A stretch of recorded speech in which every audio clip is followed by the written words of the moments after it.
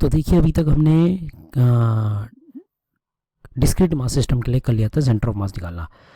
तो अब continuous mass system के लिए या डिस्ट्रीब्यूटेड मास सिस्टम के लिए निकालते हैं, ठीक है।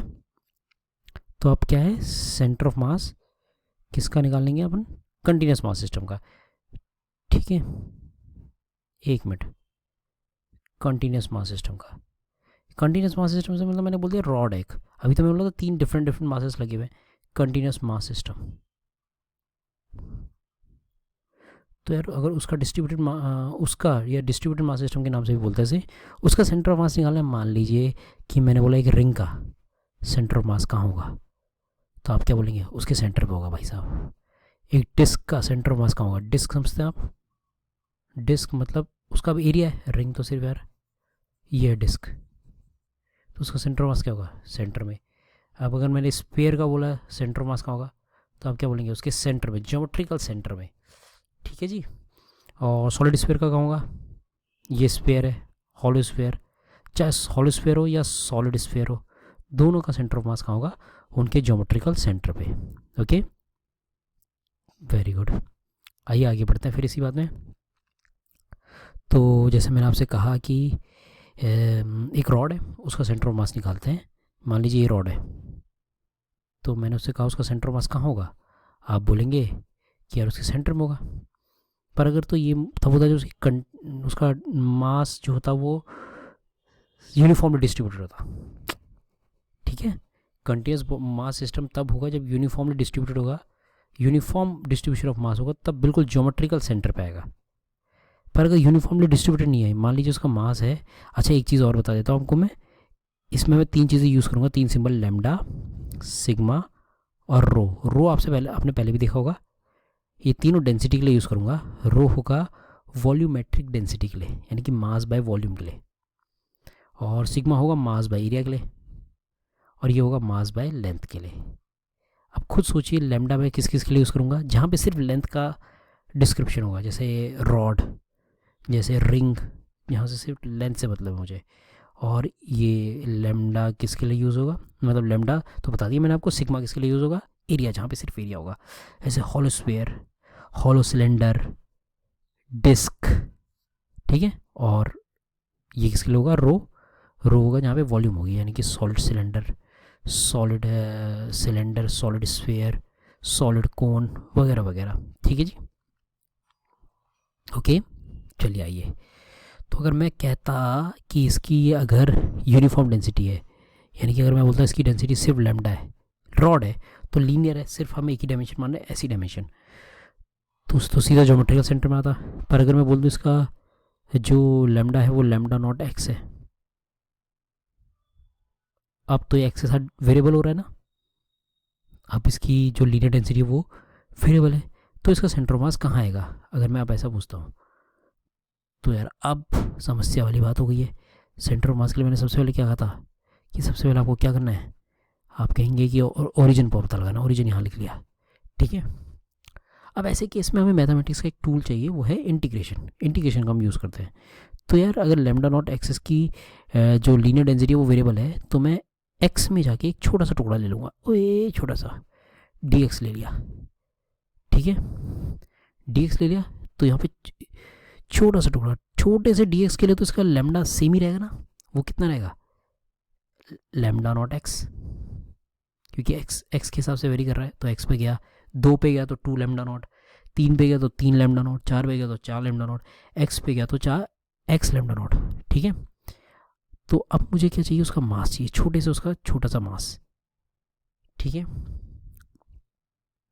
True true true.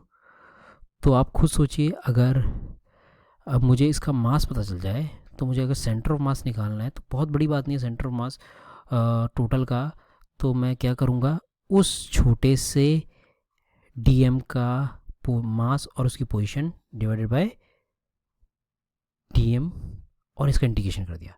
तो यहाँ ये वही बात आएगी ना, डीएम इंटू एक्स और डीएम, यानी कि किसी भी मास का एक्स के साथ मल्टीप्लिकेशन, उसकी पोजीशन के साथ मल्टीप्लिकेशन डिवाइडेड बाय मास, तो टोटल बॉडी का सेंटर ऑफ मास आ जाएगा बस। और इसमें भी यही करना है, इंटीग्रेशन का इस्तेमाल यहाँ पे इसलिए यहाँ पे आएगा, ठीक है ना।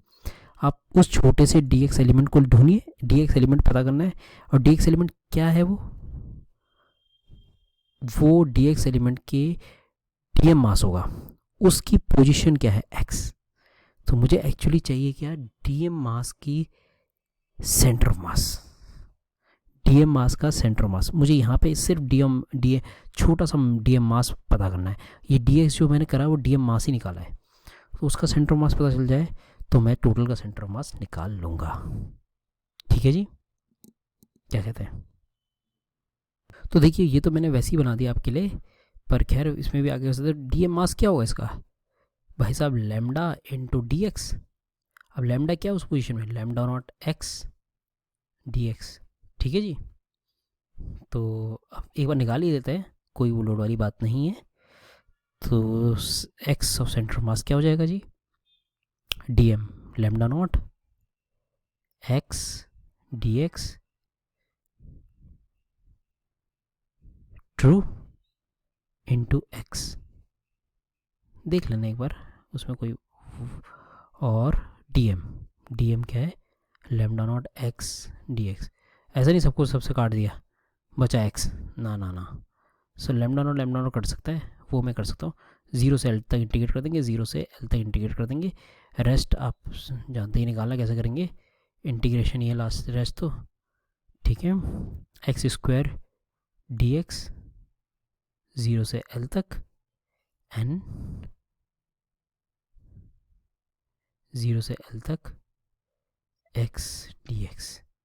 So what ever it would come, x cube by 3 x square कुछ ऐसा आ जाएगा। तो एक्स यू एम क्या आ जाएगा? X cube by 3 x square by 2 by 3 L. Okay, इस केस में जो सेंटर ऑफ मास की पोजीशन आ गई है वो 2 बाई 3 ऑफ एल आ गई है।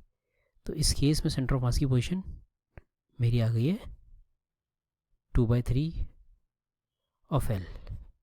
ओके, आइए इसमें और बातें करते हैं, बहुत सारी चीज़ें करने के लिए, बहुत सारी चीज़ें हैं डिस्कस करने के लिए। डोंट वरी, धीरे धीरे सब करेंगे। अब आइए इसमें जैसे मैं आपसे पूछूं, जैसे मैंने पूरी रिंग का सेंटर मास कहाँ आएगा? सेंटर में, ज्योमेट्रिकल सेंटर में, अगर यूनिफॉर्मली डिस्ट्रीब्यूटेड है। और डिस्क का भी सेंटर में आएगा। ठीक है, स्फीयर का भी, सॉलिड स्फीयर का भी, हॉलो स्फीयर का भी यूनिफॉर्मली डिस्ट्रीब्यूटेड सिस्टम ही लेते हैं हम मास। ठीक है, तो सेंटर पे आता है। तो अगर मैं बोलूँ सेमी डिस्क है, तो सेमी रिंग है, तो पहले उसी से शुरू करते हैं, centre of mass of half ring. ठीक है, यूनिफॉर्मली डिस्ट्रीब्यूटेड की बात की जा रही है।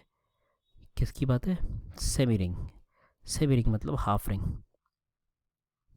सो if I need to find the centre of mass of a semi ring, तो व्हाट इट वुड बी। तो आइए इसमें आपको बहुत चीज़ें समझ आई जाएगी। अभी मैं आसानी से समझा रहा हूँ, आराम से समझा रहा हूँ। मोमेंट ऑफ इनर्शिया में, यानी कि रोटेशनल मोशन में सेम इसका रिपीटेशन होगा, रिपीट टेलीकास्ट होगा, तो वो तो मैं जल्दी जल्दी करूँगा। ठीक है, तो आइए ये हाफ रिंग है, दिख रही होगी आपको। ठीक है, अब रिंग को तोड़ने का मैं तरीका बता देता हूँ आपको, कि रिंग को अगर तोड़ना है मुझे, तो रिंग है जिसका रेडियस है आर। तो भाई साहब रिंग को तोड़ने का तरीका ये है, थीटा में जाके तोड़ूंगा मैं। यहाँ से थीटा में जाऊँगा और डी थीटा का एक छोटा सा सेगमेंट तोड़ूंगा, डी थीटा ये। ठीक है, डी थीटा का एक छोटा सा सेगमेंट तोड़ूंगा। तो अब मुझे बताइए इसकी लेंथ क्या होगी? Are d theta. अच्छा, रिंग के केस में ये भी सेमी रिंग है तो रिंग ही, तो मैं लैम्डा लूँगा, सिग्मा लूँगा या रो लूँगा? बिल्कुल लैम्डा लूँगा। ठीक है, लैम्डा मतलब लीनियर डेंसिटी ऑफ मास। तो अगर कोई मुझे कहेगा इस छोटा सा एलिमेंट ले लिया, इसका छोटा सा मास है डीएम, तो उसकी मास की वैल्यू क्या होगी? क्या लैम्डा आर डी थीटा नहीं होगी? लैम्डा इंटू लेंथ है उसकी, है ना जी। तो मास भी हमें आ गया, छोटा सा मास। अब इस छोटे से मास का सेंटर ऑफ मास कहाँ होगा? काम की बात ये है। ठीक है, तो छोटा सा मास है ये डीएम, यानी कि लैम्डा आर डी थीटा। क्या मुझे इसके सेंटर ऑफ मास की लोकेशन पता है? जी हाँ पता है। अगर मैं इसे ओरिजिन मान लूँ, अच्छा सेंटर ऑफ मास निकालने का सबसे आसान, सबसे बेसिक तरीका क्या है? सबसे मतलब पहला स्टेप क्या है?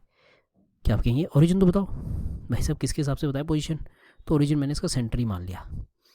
तो आर ये, तो इसकी इस पॉइंट की कोऑर्डिनेट्स क्या हो जाएंगे, आर कॉस थीटा और r sine theta, r cos theta और आर साइन थीटा और आर साइन थीटा। एक मिनट जी, ठीक है। अब मुझे टोटल का निकालना पड़ेगा बस, आर साइन थीटा। आइए अब आगे बढ़ते हैं। तो मुझे निकालना है टोटल का सेंटर ऑफ मास का एक्स कोऑर्डिनेट। सो क्या था मुझे, डीएम, डीएम जो मास है उसका x coordinate r cos theta, उसे इंटीग्रेट कर दूंगा और डीएम मास को इंटीग्रेट कर दूंगा। कहाँ से कहाँ तक इंटीग्रेट करूँगा, अगर आप देखेंगे तो 0 से पाई तक, ठीक है, 0 से पाई तक। नीचे करने की कुछ खास ज़रूरत नहीं, एम ही आ जाएगा वो।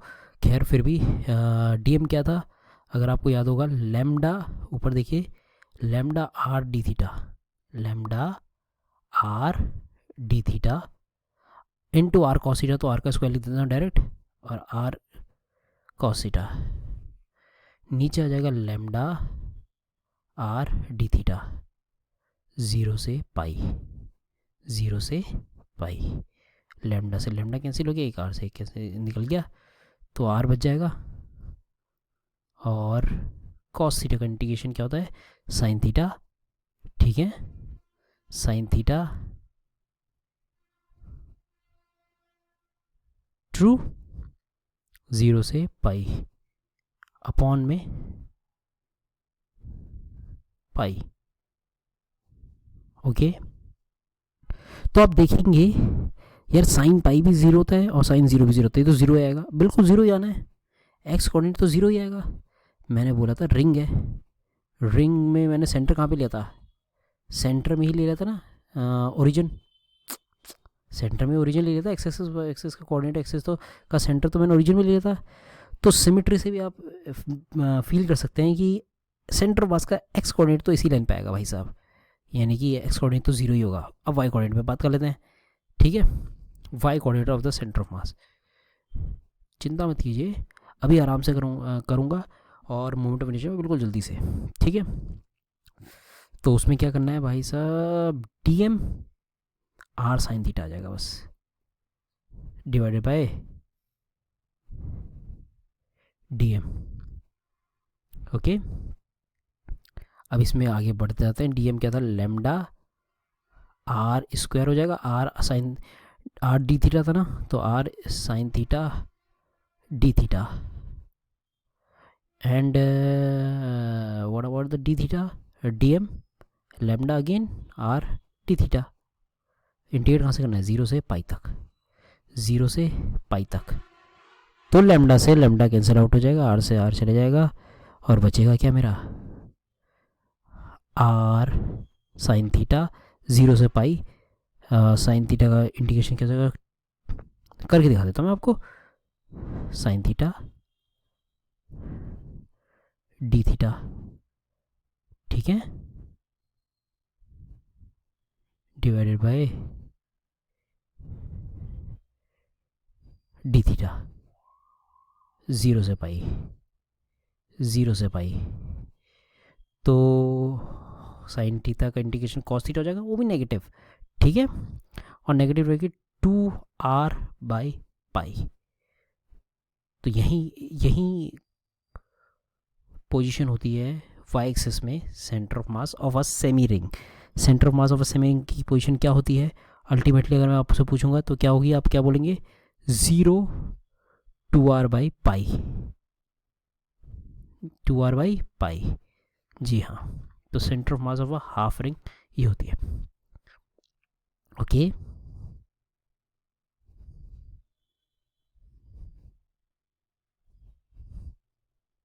चलिए थैंक यू, आगे बढ़ते हैं।